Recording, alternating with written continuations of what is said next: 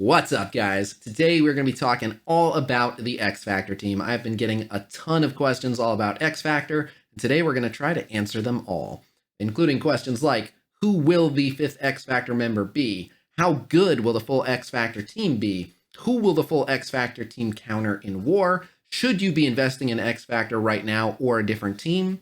All that and more, so let's get into it.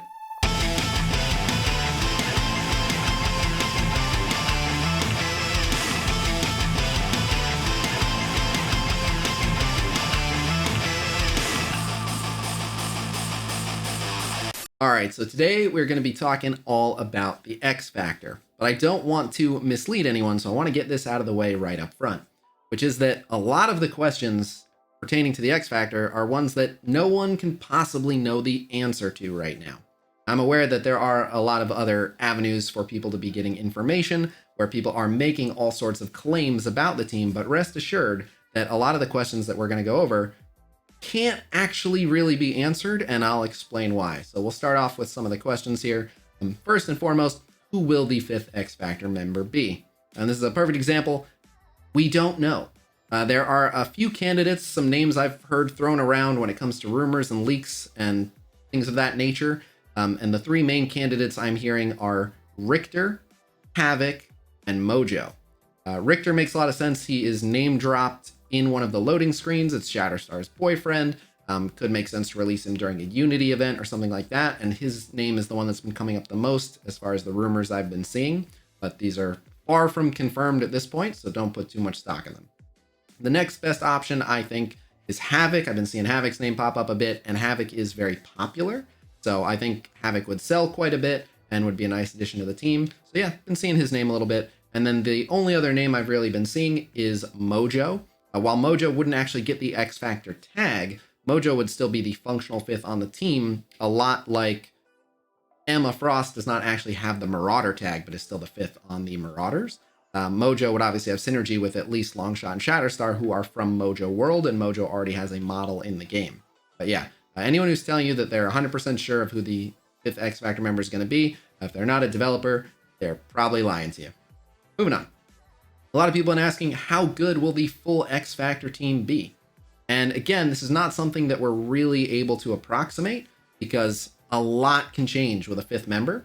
A perfect example is that the Astonishing X-Men were looking decent until we saw Bishop's kit and how he was going to interact with the full team. Another really good example is Emma Frost. The Marauders were looking pretty good, and then Emma Frost came along and just completely revolutionized that team. Literally shot them straight up to the top team right when she released. So it entirely depends on if this fifth character is going to be pretty good and on par with the others, or have some really, really good synergy, or if it's just going to be some crazy solo god tier character that does wonders for the rest of the team. So there's no way to know, but what we can say is that even with the current established base rate of how good the team is, they are almost certainly a top 10 team. Right now, we're estimating that they're about the 6th to 8th best team, assuming that a fifth is about on par with the other members. They're definitely up there, and they rank even higher for Alliance War, which we'll get to. So, next question, who will the full X Factor team counter in war? So, we can already tell you that being that they're war offense, obviously they are intended to take down some of the tougher war defense teams. So, as it stands, they don't really have the tools to deal with a team like the Black Order. But another really top tier defense is the Sinister Six, and Polaris's kit in particular screams giving the finger to Doc Ock in particular. So it's possible that Polaris is primarily there to help them take down Sinister Six in war. But yeah, I feel pretty confident that even the 4-piece will do really, really well into Doc Ock, although they are going to need more crits, and because they have so many AoEs, hitting into 6 people on the field instead of 5 is more opportunities for crits. But Doc Ock does put up a bunch of deflects, which can get in the way, which is why they've additionally given them some reworks to make, for example, Longshot's ultimate now unblockable, stuff like that.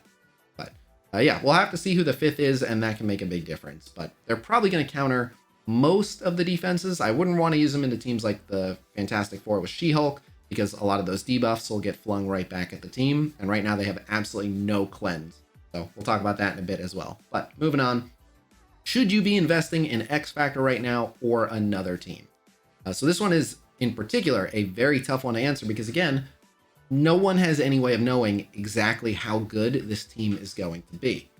They do look pretty good. Now, I will tell you why I don't personally recommend investing insanely heavily into them, but just please understand that this is my educated guess, and if the 5th ends up being some insane god tier character, it could change everything.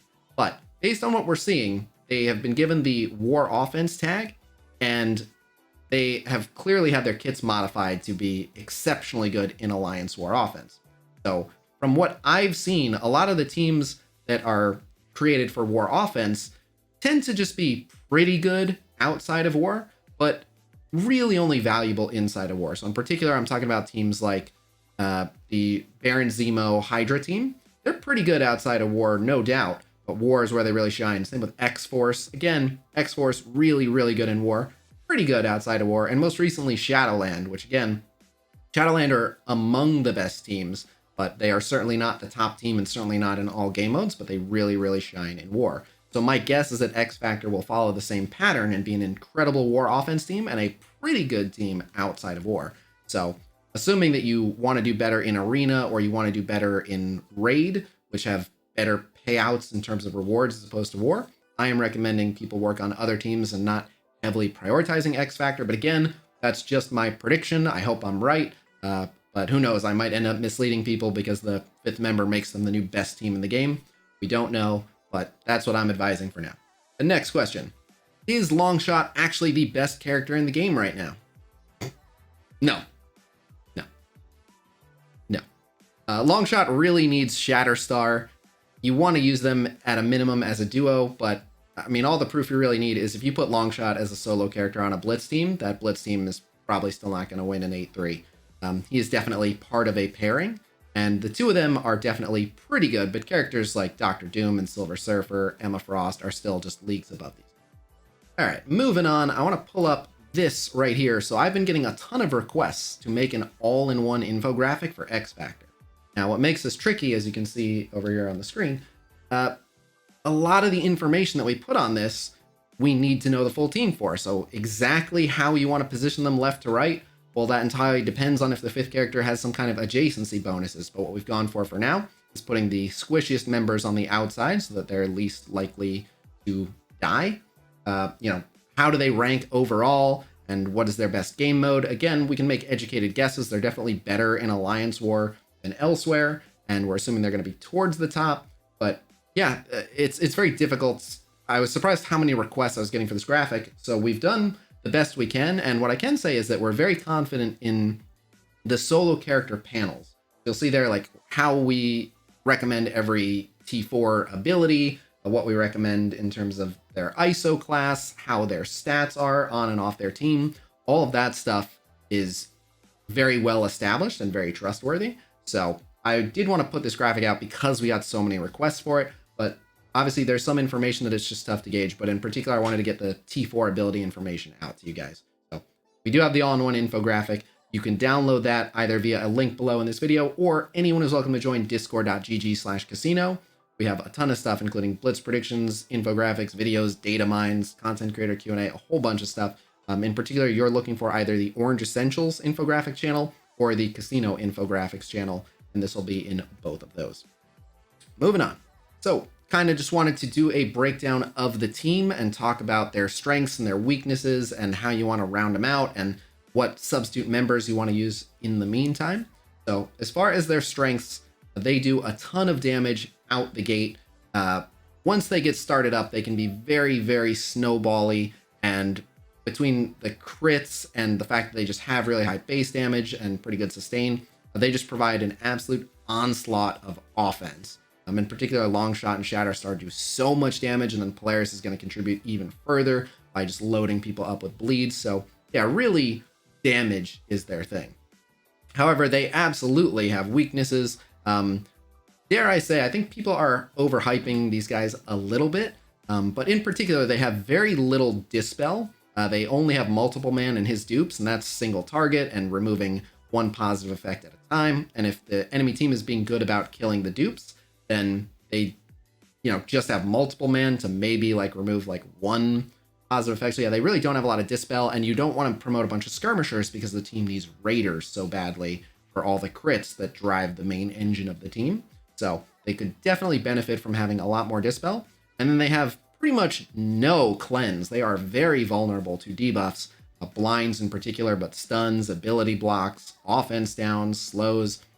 They're very vulnerable to negative effects, and the only character that has any cleanse of any sort is Multiple Man, who has only the ability to cleanse himself once every like 4 turns. So yeah, the team definitely has some holes in their game that are pretty easy to exploit, so they're not too threatening when you're up against them. And finally, the last couple things I want to answer are, who should you be substituting onto the team for now? A lot of people have very strong Longshot and Shatterstar, and they are absolutely a very strong power duo.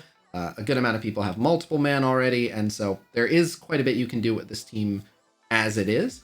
And so a lot of people are wondering who they should substitute onto the team. Now for that, it entirely depends on what content you are trying to use them for. So there's a couple different directions that you can go with this team. The first is if you want to try to round out the team and make up for the holes in their game that I was just describing, and just make them really well-rounded and pretty solid for a bunch of different game modes, including things like Raid and whatnot. Silver Surfer is obviously an incredible addition to any team, and he does benefit from having Cosmic Hero allies, which is both Longshot and Shatterstar. So Silver Surfer works great. He also does a ton of damage. He has a bunch of AoE. So even though he probably shouldn't be a raider, you can even make Silver Surfer a raider, and then he's probably going to get a bunch of crits because he has a full AoE and a good splash damage attack. Emma Frost is another really good option because she brings both the cleanse and the dispel that they badly need. Her ult will wipe all the positive effects, and of course her special will remove negative effects from them, and she can do that pretty often. Squirrel Girl, another really strong option just because she has pretty good sustain on her own. She'll provide herself a defense up when she gets low. In addition to healing, she also cleanses constantly, and she has another AoE, so you can even run her as a raider, and when she's able to fire her ult, she has a chance of getting a crit. So those are some of the good options for rounding them out, but you can go another direction with this team, which is to really lean into what they do best, which is just crush people very, very quickly out the gate. Some of my favorite choices for that, Baron Zemo. You can run him as a raider, and he goes really, really fast, and if his passive or his opening ultimate get a crit, he will give speed bar to the X Factor members, who will then essentially take their first turns at Zemo speed, because they'll immediately go right after Zemo very, very early in the match. So you can get several kills before the enemy team even has a chance to actually react, or let alone retaliate. Another good option, Nick Fury and Shield Assault. Nick Fury will obviously give speed up on spawn, and then Shield Assault is going to guarantee that both Shield Assault and Nick Fury get a ton of crits when they use their abilities, as well as the minions that are being summoned by Fury have a fair chance to crit. Assault's obviously going to open up with that AoE. So we had a really fun hybrid that actually resulted in tweaks to the X Factor kit because of how strong it could be early on, where it could actually shut out other teams before they even got an opportunity to take a turn. Because Nick Fury also gives out assists, or at least has a chance to give out assists on any hero turn. There's a lot of opportunity to have some fun there. Another really good suggestion, you can run Yo-Yo. Now for this, you would have to drop Multiple Man because you don't want 2 protectors, but you can run Yo-Yo, and then she'll be putting out a ton of offense down, which will really, really help protect the X Factor. And then a lot of her abilities, in particular her opening special and her ultimate, if you run her as a raider, she's hitting so many targets, especially the special, she's hitting multiple targets multiple times. She has a very, very high chance to crit. And again, she's really, really fast, so she'll get a crit really, really early in the match. And that will allow the X Factor to take their turns much earlier than they normally would. And again, she'll do all that while also protecting them. And then the last one that I do want to mention is just Killmonger. There are definitely some people out there that have a strong Killmonger and aren't super crazy about any of the teams that he's on right now. So he definitely can do very well with the X Factor because he generates a ton of crit chance for himself. He really benefits from crits, and he likes to crit all the time. He's going to be providing a ton of crits to just further fuel the X Factor. Not to mention, he doesn't really need too much protection. He's very self-sustaining. He's got really good healing. So yeah, Killmonger is definitely a valid choice to run with these guys. But there's a lot of directions you can take him in. So if there are any other really good suggestions you guys have found, please leave that in the comments. But all right, so that is all I've got for you. If there were any questions in particular that you had about the X Factor team that I did not answer in this video, please leave them in the comments, and I will do my best to answer each and every one of them. But otherwise, that is all I've got for you guys today. Thank you so much for checking out this video. Please be sure to like, subscribe, and get good health insurance, and I will see you guys real soon. Until next time, peace!